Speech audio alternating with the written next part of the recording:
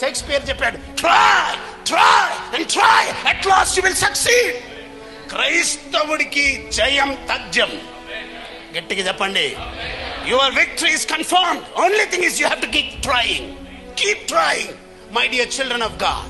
Keep trying. ప్రయత్నం చేస్తూనే ఉండండి. నీ విజయము తథ్యం, దాన్ని ఎవడూ ఆపలేడు. కాకపోతే ప్రయత్నం, అది ఒకసారా, 2 సార్లా, 3 సార్లా, 4 సార్లా, నీ ప్రయత్నం ఎన్నిసార్లు చేస్తావు అనేది ముఖ్యం. కానీ జయం చివరికి నీదే.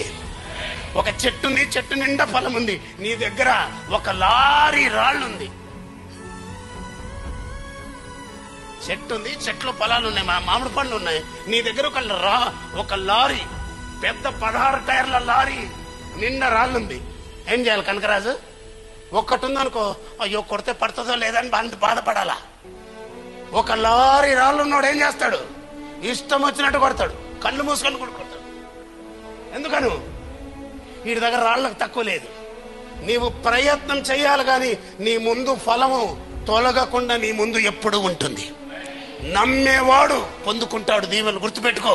ఈ రాత్రి వాక్యాన్ని వింటున్న ప్రియమైన దేవుని బిడ్డలారా, మన జీవితంలో విశ్వాసం చాలా అవసరం.